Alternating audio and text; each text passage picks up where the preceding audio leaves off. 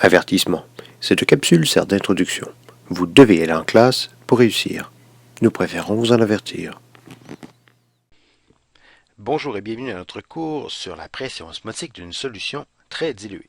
Nous sommes présentement à la page 40 de notre cahier de notes de cours et nous suivons Madame Tournier dans le livre 1, chapitre 5, section 5.4.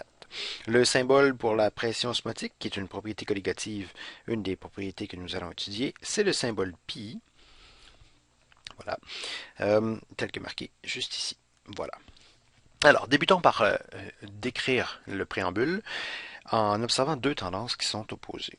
Alors imaginez, nous avons deux bocaux qui sont un et l'autre remplis d'une solution. En fait, de liquide. Ici, c'est une solution d'eau sucrée, symbolisée par les petites boules. Et ici à droite, c'est de l'eau pure. Nous avons deux contenants qui sont séparés par une barrière. Regardons bien ici. Ceci est une barrière. Et au début, il y a de l'eau seulement et de l'eau sucrée à gauche. Maintenant, qu'est-ce qui va arriver si j'enlève la barrière? Je l'enlève, je la retire complètement. Eh bien, qu'est-ce qui va arriver? L'eau sucrée va aller se répartir d'un côté et l'eau pure va aller de l'autre côté. Éventuellement, ce qu'on va avoir, c'est un... Attendez, je vais effacer ici.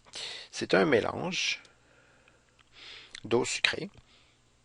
Le niveau ne devrait pas avoir changé au total, mais on va avoir de l'eau sucrée partout. Donc les quatre boules vont s'être réparties de part et d'autre de notre contenant. D'accord? Deuxième situation, et cette tendance-là, c'est la tendance à obtenir des concentrations égales. Et donc, c'est sûr qu'éventuellement, si on attend assez longtemps, qu'après avoir enlevé la barrière, que la concentration il va être uniforme partout dans tout le mélange. Maintenant, deuxième situation, imaginons que nous avons deux récipients de la même forme, mais cette fois-ci, on met seulement de l'eau à gauche et à droite, donc à gauche et à droite, sauf qu'on n'en met pas la même quantité.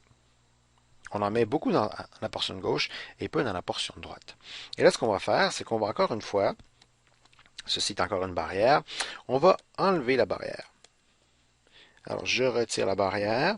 Vous savez exactement ce qui va arriver. Dans mon contenant, qui ne changera pas de forme, qu'allons-nous observer? Eh bien, je vous le donne en mille. Nous allons observer que le niveau d'eau va descendre dans la partie de gauche et qu'il va augmenter dans la partie droite jusqu'à ce qu'on ait un niveau d'eau identique de part et d'autre. Cette tendance-là, c'est la tendance vers des niveaux égaux.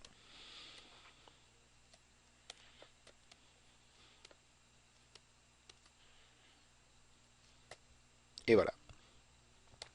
La tendance vers des niveaux égaux, lorsqu'on a des niveaux d'eau différents ou des niveaux de solution, et la tendance à obtenir des concentrations égales seront deux tendances qui peuvent être opposées dans certaines situations. Maintenant, regardons ce qui se passe lorsqu'on place dans un contenant qui est séparé en deux par une membrane semi-perméable. On place une solution sucrée à gauche et de l'eau pure à droite. Une membrane semi-perméable, c'est quoi? C'est une membrane qui est perméable au solvant, mais imperméable aux solutés. Ainsi, le solvant peut passer d'un côté à l'autre, mais pas les molécules de soluté. Qu'est-ce qui va arriver lorsqu'on va avoir une membrane qui va laisser passer les molécules de solvant?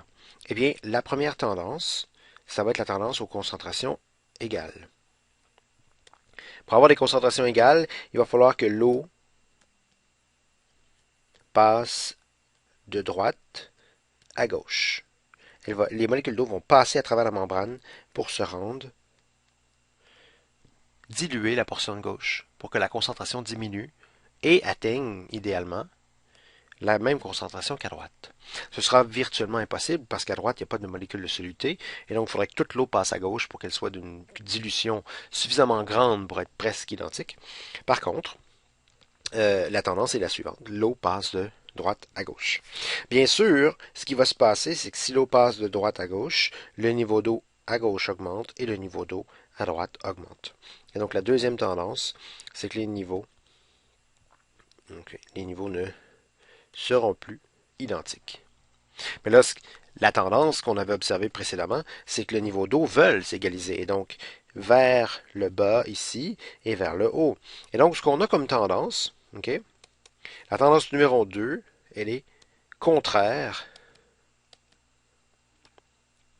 à la tendance numéro 1 et vice-versa. Les deux sont en opposition. L'osmose, c'est le transfert ou le passage du solvant à travers la membrane, donc ce qu'on a déjà décrit, la membrane semi-perméable, selon la tendance numéro 1, c'est-à-dire vers des concentrations égales. L'osmose, c'est juste ça. Donc, du moins concentré au plus concentré. Moins concentré au plus concentré. Okay. L'eau ou le solvant passe du moins concentré au plus concentré pour diluer. Voilà. Maintenant, ce qu'on fait, c'est qu'on va essayer de mesurer cette tendance-là. C'est-à-dire que plus l'eau passe, plus le niveau augmente. Et donc, ça crée une certaine pression. Alors, ce qu'on fait, c'est qu'on va mesurer la pression qui est causée par l'osmose. C'est la définition de la pression osmotique. Et donc, on s'installe dans le même récipient qu'auparavant, avec une membrane semi-perméable toujours au milieu. Et donc, les molécules d'eau peuvent passer de droite à gauche. Mais là, ce qu'on va faire, c'est que pour garder les niveaux à la même hauteur, okay, pour empêcher les niveaux de changer, niveau de liquide de chaque côté, on a placé un piston ici qui va appliquer une pression extérieure pour garder le niveau au même endroit. Et donc, ce qu'on a ici, c'est un œil magique, un œil qui va garder un œil sur le niveau, qui va envoyer vers la machine qui va tenir la pression extérieure une direction de pousser plus ou pousser moins pour garder les niveaux constants, pour empêcher le niveau d'augmenter, pour compenser la pression que le passage des molécules de solvant cause lorsqu'elles passent de droite à gauche. Là, ce qu'on observe, c'est qu'au bout d'un certain temps, on va avoir une certaine quantité d'eau qui va être passée à travers la membrane. Voyons. Une certaine quantité d'eau qui va être passée là, mais la pression extérieure ici, appliquée, la P extérieure, va augmenter, augmenter, augmenter. Et là, ce qu'on va pouvoir lire sur le cadran, ça va être la pression extérieure est égale à une certaine valeur numérique. Et lorsque la valeur numérique, ce que la valeur numérique va nous dire, c'est que c'est la pression osmotique, symbolisée par le pi. Okay? C'est la pression due à l'osmose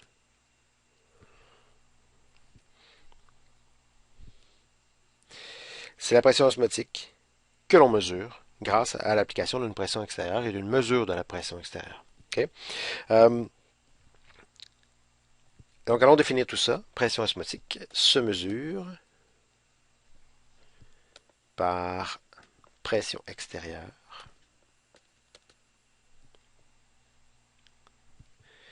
qu'il faut appliquer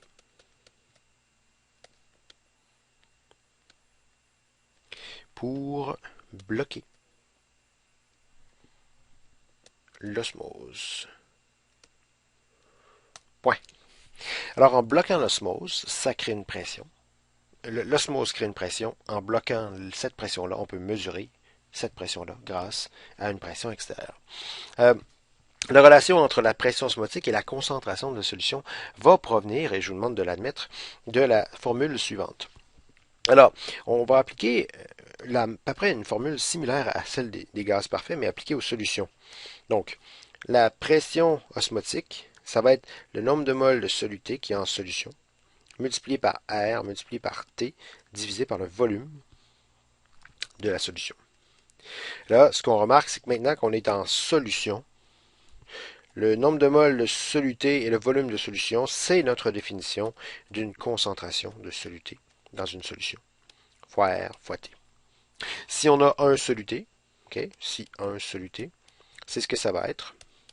Mais si on en a plusieurs, la pression osmotique va être la somme, par exemple, de plusieurs concentrations de soluté multipliée par ART. Cette pression osmotique-là, on peut l'utiliser pour purifier les solutions. Par exemple, on peut faire de l'osmose inverse ou de l'osmose inversée. Ce qu'on va faire, c'est que on va prendre une pression extérieure qui est supérieure à la pression osmotique. La pression osmotique dit que le liquide veut passer par là-bas et augmenter la pression sur le piston. La pression extérieure va écraser la solution ici, forçant, ça c'est la pression extérieure, va forcer les molécules d'eau à passer à travers la membrane et elle va empêcher, elle, cette membrane-là ici, semi-perméable, empêche les molécules de soluté de passer.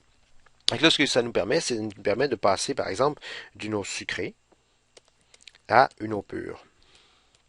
Donc, c'est comme une purification. Par exemple, pour le sirop d'érable. Sirop d'érable. Le sirop d'érable, on peut prendre de l'eau sucrée, puis pour la concentrer encore plus, au lieu de la faire bouillir, on peut la faire passer dans un système qui la compresse par rapport à une membrane, et on la filtre par osmose inversée pour obtenir une eau sucrée, le sirop d'érable ici, restant plus concentré que ce qu'on avait au départ.